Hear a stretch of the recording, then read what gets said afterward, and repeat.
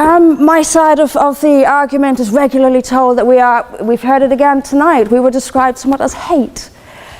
We were told that we are demonizing Islam, whipping up fear of Islam.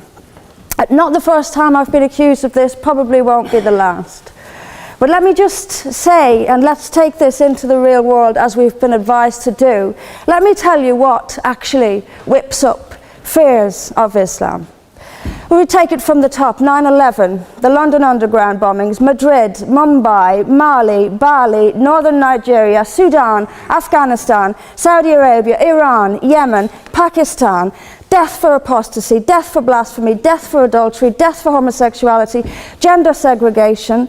What happens when a debate about whether Islam is a religion of peace turns into a direct clash over various evidence, interpretation, and what happens in the real world?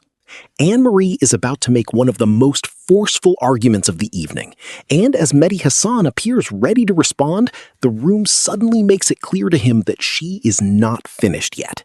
What follows is a passionate defense of her position, and a list of examples that she says cannot simply be ignored.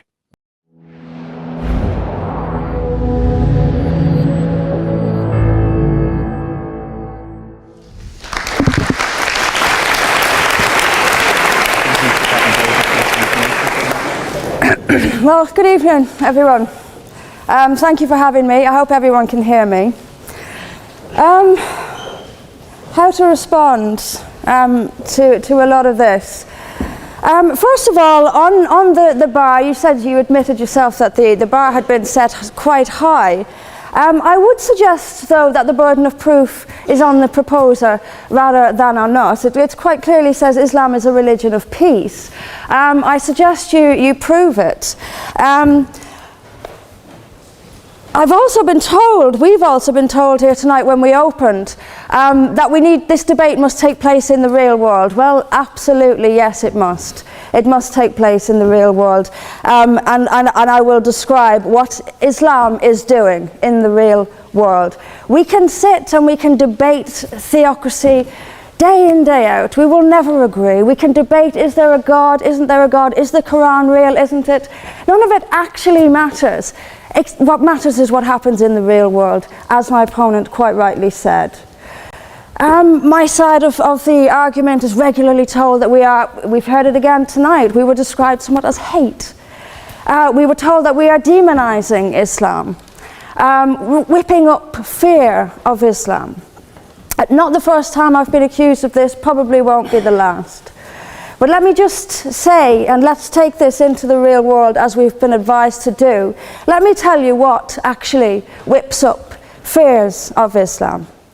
We take it from the top: 9/11, the London Underground bombings, Madrid, Mumbai, Mali, Bali, northern Nigeria, Sudan, Afghanistan, Saudi Arabia, Iran, Yemen, Pakistan, death for apostasy, death for blasphemy, death for adultery, death for homosexuality, gender segregation, gender discrimination, unequal testimony between men and women in legal proceedings, child marriage, amputations, beheadings, imprisonment for being raped, anti-Semitism, burqas, execution, as I've said, for this, that and the other, the slaughter of Theo van Gogh on the streets of Amsterdam, death threats on the streets of London, butcher those who insult Islam, Muslim patrols in East London telling people they are entering Sharia control zones, polygamous marriages, marriage not requiring the consent of the bride.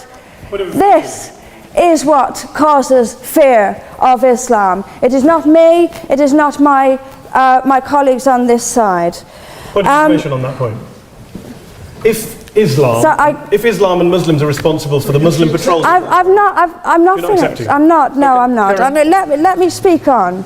But the point is that it is not I or my fellow debaters on this side who are causing fear of Islam. It is the actions of Muslims that are causing fear of Islam. That is the real world. That is where we actually live. Then we'll be told that this is just the extreme fringe of Islam. Well, let me have a look at Saudi Arabia.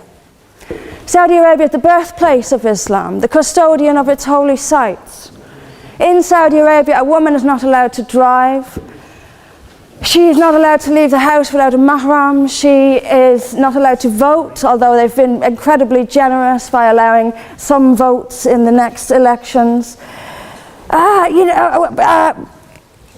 This is apparently the extreme fringe of people are executed for blasphemy, executed for apostasy. In Saudi Arabia, the birthplace of Islam, we'll be told that's the extreme fringe of Islam. No, it is not. Calling Saudi Arabia the extreme fringe of Islam is like calling the Vatican the extreme fringe of Catholicism. Sorry, it just doesn't work. Then we'll be told that we've misunderstood. Violent Muslims have misunderstood. Saudi Arabia has misunderstood. Iran, which stones people to death for adultery, has misunderstood. Yemen, which marries children at the age of 9, has misunderstood. Has there ever been a more spectacularly misunderstood religion than Islam? It seems that these nations who apply it as their laws, nations which have the Quran as their constitution, innumerable nations, where there is no free speech, where there is no freedom of religion, they've all got it wrong. They've all got it wrong. It's quite a spectacularly misunderstood religion. Anne-Marie is now taking her argument to its most controversial point. Rather than debating theology alone, she is pointing to countries where Islamic law or religious authority plays a major role, and asking whether their treatment of women, speech, religion, and dissent can really be dismissed as an extreme fringe. Her argument is simple, but provocative. If these examples keep appearing across different countries, can they all be explained away as misunderstandings? That question is now at the center of the debate.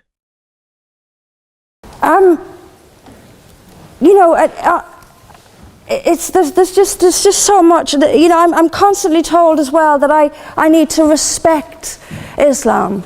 I'm never quite given a good enough reason why. I am under no greater obligation to respect Islam than I am any other beliefs. I'm under no more obligation to respect a woman oppressed in the name of Islam than if she is oppressed by the BNP or anyone else. I am under no obligation to make compromises with an ideology I simply don't see as peaceful. Why don't I see it as peaceful? Because of the evidence. If I look around the world and I see the countries where Islam calls the shots, all I see is brutality and violence imposed by the state. We were told that peace is not just the absence of violence but the presence of justice. Absolutely. I do not see how in a nation where, as the only woman here, I have some particular issues with the way women are treated in Islamic states. Now you can argue that they've got it wrong. Tell them that, because they seem to think that's what it is. Yes, I mean, there's so much to say about it, but is there a peaceful Islam? Yes, there is. It's in the hearts of peaceful Muslims. Unfortunately, though, there's also a rather more objective Islam, and peaceful Muslims have to do some really rather creative interpretation.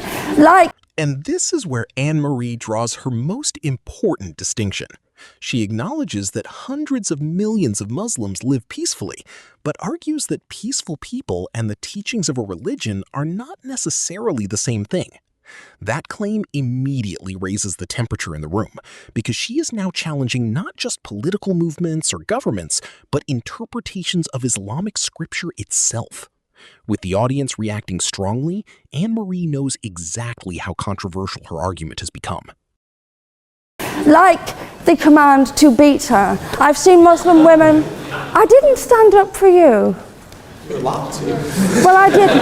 So if you could just have it. But I knew this would happen. I knew this would happen, by the way. I knew this would happen.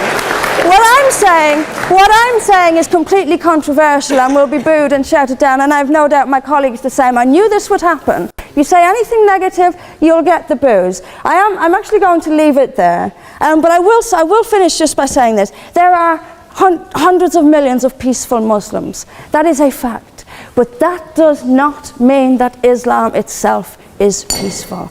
Peaceful Muslims interpret verses of the Quran, so almost beyond recognition it's reinterpreted, like the command to beat her. It's there in the Quran, and I've seen Muslim women try to dance around it. They put words in there that simply aren't there. That's what it says beat her. And in the countries where the Quran calls the shots, that is exactly what they do. And that is where Anne-Marie chooses to leave her case. She argues that peaceful Muslims can sincerely live peaceful lives while still questioning whether the ideology or scripture itself should be described as peaceful. Her opponents clearly disagree, and the reaction in the room shows just how divisive the argument has become. But that is what makes this exchange so compelling. One side is asking us to judge Islam by its peaceful followers, while the other insists we examine the texts and governments associated with it. Which argument do you find more convincing? This is not justice. Islam is not a religion of peace, as the evidence shows us. Thank you.